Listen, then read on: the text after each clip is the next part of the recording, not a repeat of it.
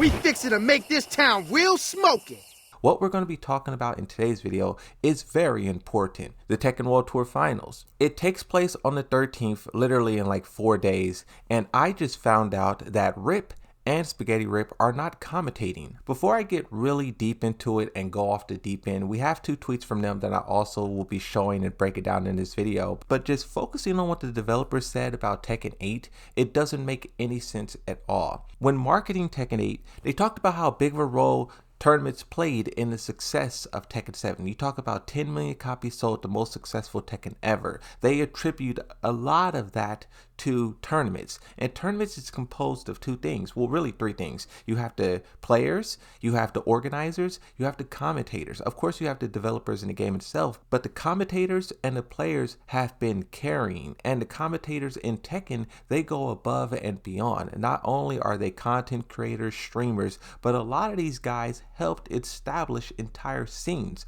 Would we even have Arslan Ash and Pakistan without Spaghetti Rip? For those of you who don't know, when Arslan was going to go to Evo Japan and change everything, he had a lot of issues that he faced along the way. Spaghetti Rip was one of the people who really pushed him, was like, no bro, you're a good player, I know you can do this, don't give up, never give up, like Eris says. He pushed Arslan Ash to continue fighting and not give up, and look at what it did for the entire, so I just feel like these guys, bro, they did so much over the entirety of the lifespan for many different regions, for many different players, passing knowledge, information, and for them to not participate in the end of the finals is just ridiculous in my opinion, bro. Now, I do want to say this, right? I do understand what Tekken is trying to do. They're trying to get in new commentators and give more people opportunity to commentate, right? There was a big controversy back in like Combo Breaker, but a lot of people were talking about gatekeeping.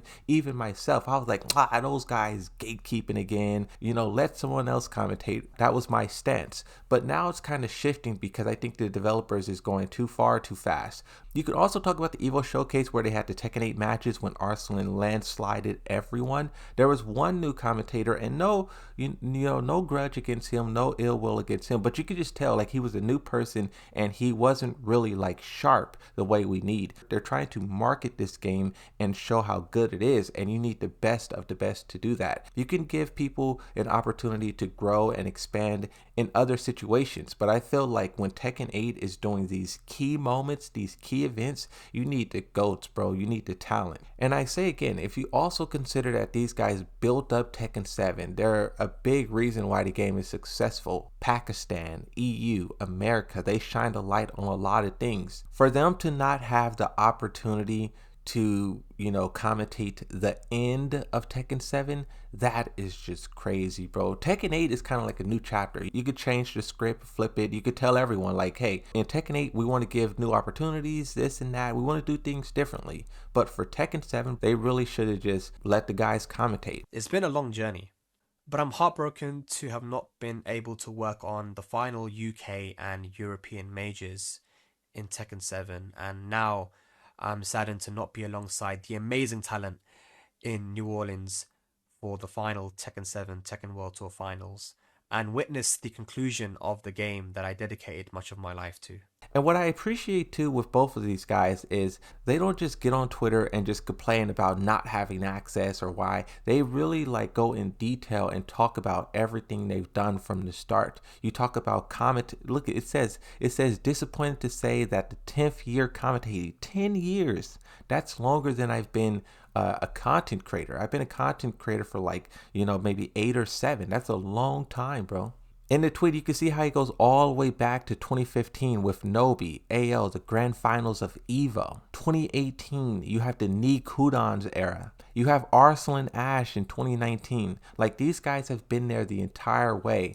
Leroy Smith in Japan, 2020.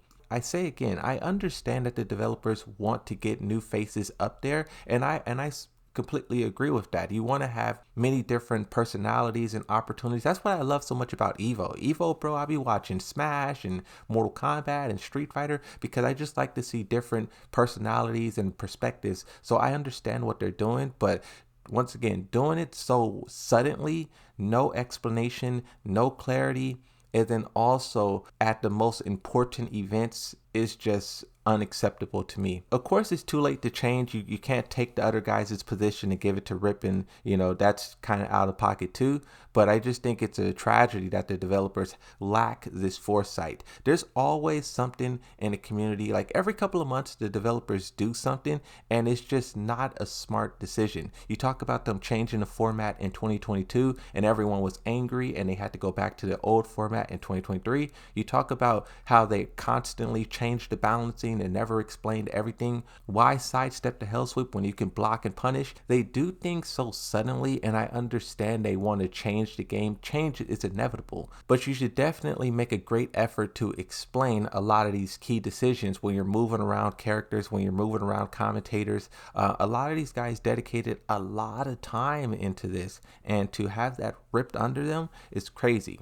Rip says, lastly, 10 years is a long time when I started this. I know that commentary as a profession is hugely unpredictable and unreliable, so I honestly have no clue what the future holds. One thing I know for certain though is I love Tekken and I never be a shill. Been a shill. Didn't expect that. But dealing with this has made me feel like one these past 4 months. Am I reading this right? I've never been a shill, but dealing with this has made me feel like one these past 4 months. So the biggest thank you I want to give to everyone who stood by me, supported me, and never doubted me. Even though I read just a fraction of this tweet, like you can just tell the heart and soul he's putting into it. Like these guys really done a lot, bro, a lot. The part there about being a shill is pretty interesting. I get a lot of flack for talking about leaks, talking about this, talking about that, being a rebel. This is kind of why. You work so hard to get in the good graces of a company, and then in a flip of a switch, you're replaced. In a flip of a switch, you no longer have access, or you're cut off, or anything. What they're doing right now to their most loyal is atrocious, because someone like me who sits back and get into all of this trouble, talk about leaks, talk about this, talk about that, talk about all these things we're not supposed to.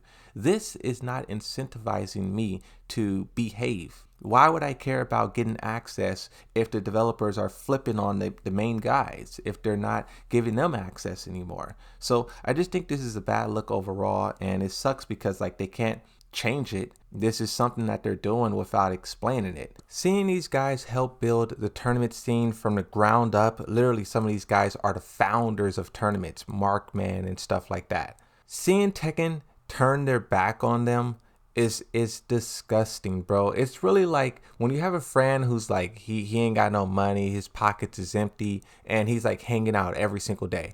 But it's like soon as he gets a little bit of cash, whatever, good job or some clout, switching up. I don't think that's cool. You can't switch up, turn your back on people who like built these tournaments from the ground up. A couple of months ago, you were just talking about how important they are to the game. You literally change different elements, heat system, chip damage, movement, because of tournaments. And then you're going to switch up on the guys who built those tournaments. I know I don't have the best relationship with Rip and Markman. All those guys hate me because I talk about leaks and whatnot. But still, bro, you can't switch up on your people when they've been there for you since the beginning. This is only going to push people further down that road of, okay, screw it then. I'm just going to do whatever I want, because I see what happens to people who follow the rules and guidelines of Bandai Namco. These guys literally are Bandai Namco's best friend. And if Bandai Namco will switch up on them, what do you think they'll do to the rest of us? I don't know what they could do to fix the situation. It kind of is no fixing it. But that's it. Thank you for watching. Thank you for listening. Bye-bye.